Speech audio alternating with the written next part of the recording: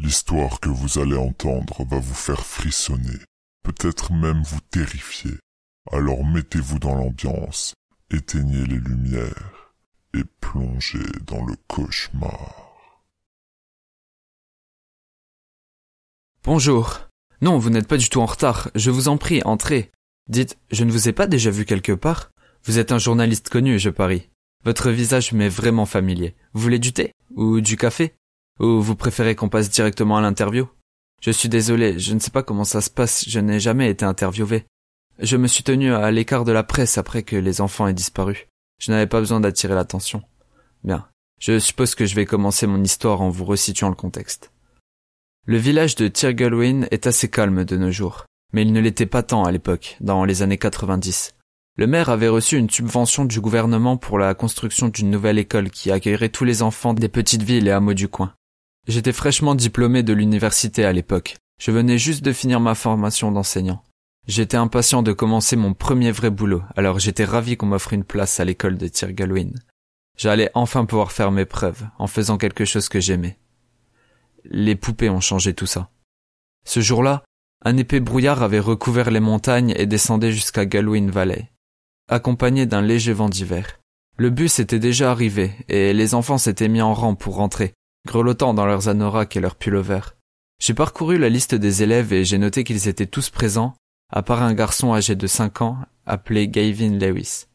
Sa photographie, un garçon à qui il manquait plusieurs dents avec des cheveux couleur paille, me souriait depuis la liste. J'ai tenté de me rassurer en me disant qu'il était normal que des élèves soient absents de temps en temps.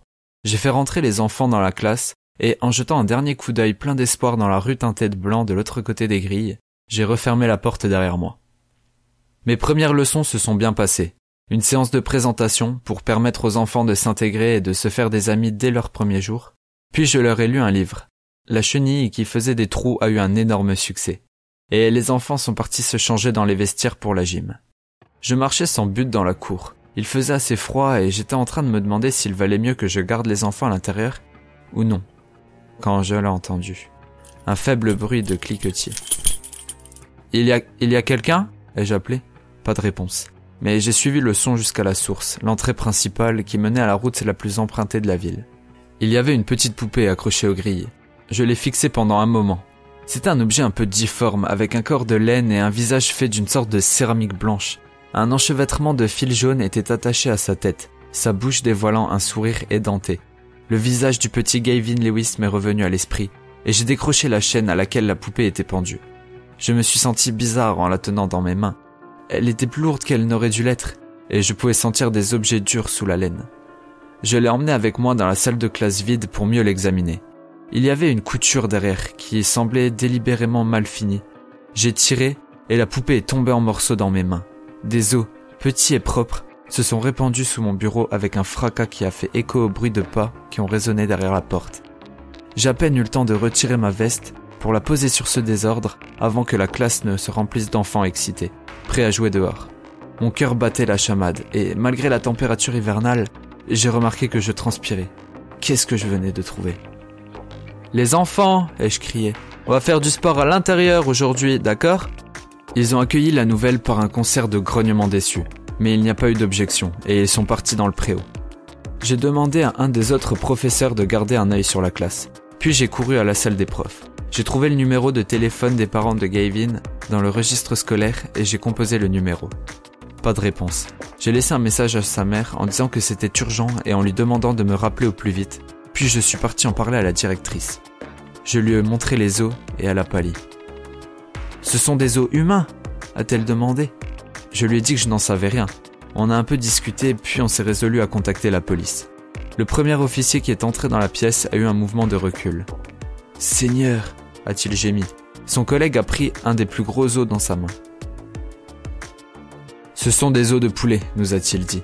Je lui ai demandé s'il en était certain et il m'a dit qu'il avait grandi dans une ferme et que donc il s'y connaissait bien en ossements d'animaux.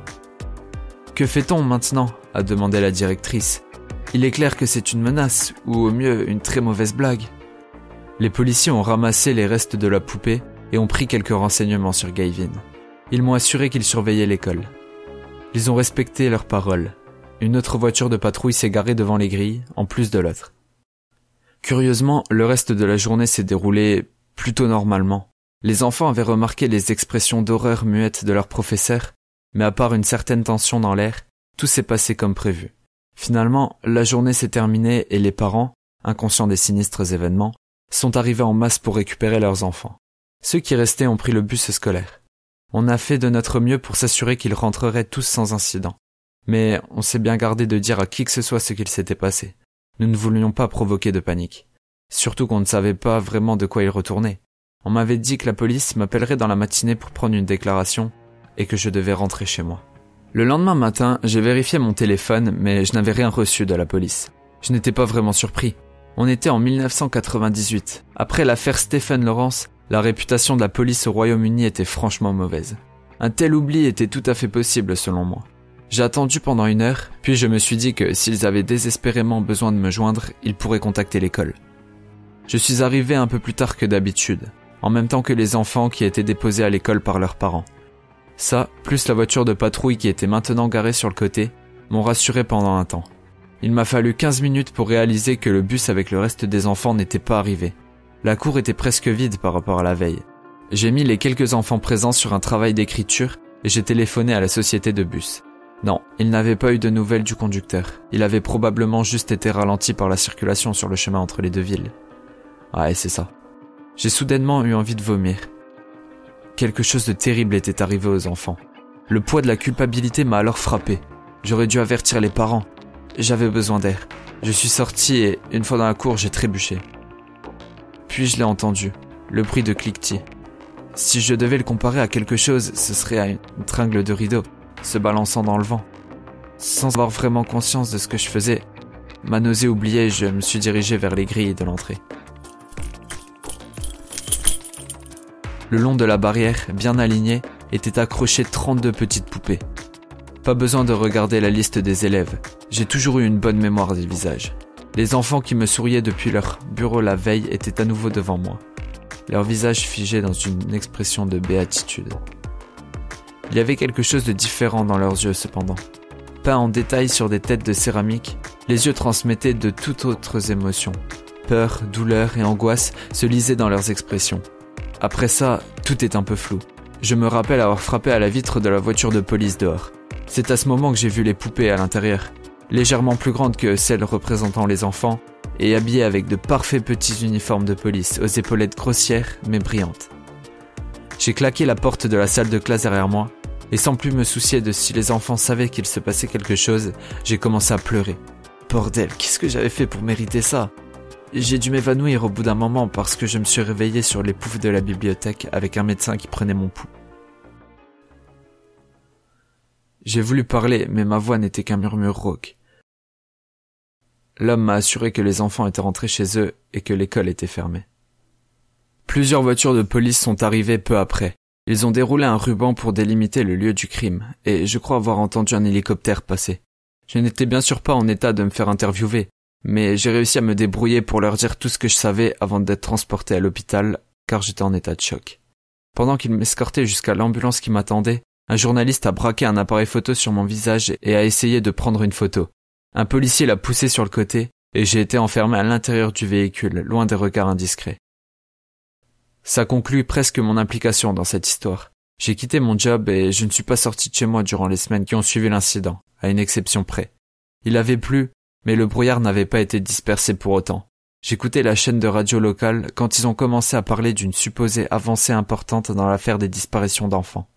Des randonneurs avaient trouvé le bus scolaire, vide mais intact, sur le chemin d'une montagne voisine. La police avait interdit l'accès à une ferme à proximité. Inutile de dire que je me suis rendu dans cette maison. L'endroit était plein de journalistes et même quand je me suis garé, les équipes de télé se mettaient en place pour le bulletin de midi. Une autre chose que j'ai remarqué était les poulets. 100 au moins, qui erraient en liberté dans la propriété. Un policier en uniforme m'a brusquement bloqué le passage, m'empêchant de rentrer dans le jardin. Par-dessus son épaule, j'ai aperçu des équipes de médecins légistes dans la maison. Quelle merde avait-il trouvé dedans ? Désolé mon gars, scène de crime, accès interdit. S'il vous plaît, ai-je dit, vous ne comprenez pas, j'ai besoin de savoir ce qui est arrivé. On le dira à la presse en temps voulu, mais pour l'instant, je voudrais que vous retourniez près des voitures. Je suis rentré à la maison, mais j'ai gardé la télévision allumée. Pendant la majeure partie de la journée, ils ont répété la même rengaine, que la maison était inoccupée et qu'il n'y avait aucune arrestation, et ce genre de choses. Au bout d'un moment, la presse a arrêté d'en parler, et les gens sont passés à autre chose. Récemment, cependant, les choses ont changé. Ils ont montré une courte vidéo qui semblait avoir été prise avec un portable, qui aurait prétendument fuité. Le caméraman se tenait dans un couloir étroit, qui se terminait par un escalier qui descendait. Il est alors descendu dans l'obscurité et, pendant un moment, j'ai cru que la vidéo se terminait sur un écran noir. Soudainement, une lampe torche s'est allumée et a révélé un sous-sol, avec des murs, un sol et un plafond en pierre. Il s'est arrêté et a fait un plan panoramique de l'endroit avec sa caméra. La pièce était entièrement remplie de chaînes et de ce qu'il semblait être des perles blanches accrochées dessus. La caméra a zoomé dessus et les perles se sont révélées être des os. Mais ce n'étaient pas juste des os de poulet. Ils n'étaient pas brisés en morceaux comme ceux dans les poupées. Leur provenance était claire et j'ai réprimé une envie de vomir. Des os de doigts humains, des dizaines voire des centaines de petits os de doigts, se balançant le long des chaînes comme un rideau macabre. Le caméraman a murmuré un juron horrifié et la vidéo s'est brusquement arrêtée. J'y suis allé la semaine dernière. Je venais juste de recevoir votre email pour l'interview et ça m'y a fait penser. Ça faisait tant d'années et je voulais voir ça par moi-même. Je sais, ça nécessitait d'y entrer par effraction, mais bon. Je devais savoir ce qu'il en était. Peut-être que la police avait oublié quelque chose. Ils n'ont jamais attrapé qui que ce soit. Et personne n'a jamais trouvé les corps. Alors, dans un sens, j'ai aidé à faire avancer l'enquête. Et ce n'était pas comme si quelqu'un s'y rendait encore dans cette ferme. Les planches de l'encadrement de la porte étaient pourries de l'intérieur. Alors il a été facile d'y mettre mon pied de biche. Ils avaient coupé le courant quelques mois après les événements, alors j'ai dû compter sur ma torche, ce qui limitait considérablement mes recherches. Mais au moins, j'avais trouvé quelque chose. Je suppose qu'ils n'ont jamais cherché dans cette cabane à charbon derrière la maison. C'était une autre partie du sous-sol, étroite et qui ne contenait qu'un établi et quelques barils de nourriture pour poulet. J'en ai fouillé un qui était ouvert et j'ai enfoncé mon pied de biche dedans. De la nourriture ordinaire mélangée à une poudre blanchâtre. J'ai jeté un œil à l'établi sur lequel était posé un mortier et un pilon. Dedans, la moitié d'un os, d'humain ou de poulet, je ne saurais le dire. J'étais sur le point de partir en courant pour prévenir les autorités quand j'ai vu les dossiers sous le plan de travail, gardés dans des pochettes plastiques pour garder les documents intacts. Ils étaient datés, un tous les 5 ans, dont le plus ancien datait du milieu des années 70 et le dernier des années 90. Je l'ai ouvert et ai déversé son contenu sur la table. Des photographies d'enfants dans une cour de récréation, apparemment prises depuis une voiture. Presque tout en bas de la pile, il y avait une photo de 2 officiers dans une voiture de police, inconscients de la présence du photographe. Et la dernière image... La dernière photo me montrait moi. Pas n'importe quelle photo. Je me rappelais exactement de là où j'étais quand elle a été prise, légèrement floue à cause du mouvement, et partiellement obscurcie par la main d'un policier écartant le photographe du chemin. Je me revoyais parfaitement à cet instant, me faisant emmener dans l'ambulance. Il y avait un autre objet dans le dossier, une poupée. Elle n'était pas complètement terminée, le visage n'était pas encore fini, et un des bras n'était pas bien cousu. La ressemblance était inquiétante, néanmoins. Tout m'était familier, du costume marron jusqu'à la stupide coupe Teddy Boy que j'avais dans les années 90. Cette poupée, c'était moi. Non, pas du tout. Je suis ravi d'avoir pu vous aider. Je suppose que parfois, on arrive mieux à tourner la page en se confrontant à ses souvenirs. J'espère juste que je n'aurai pas de problème pour la partie sur les fractions. Vous n'allez pas le publier, hein? Tant mieux. Qu'est-ce que c'est que ça? Oh, prendre une photo de moi? Oui, bien sûr, allez-y.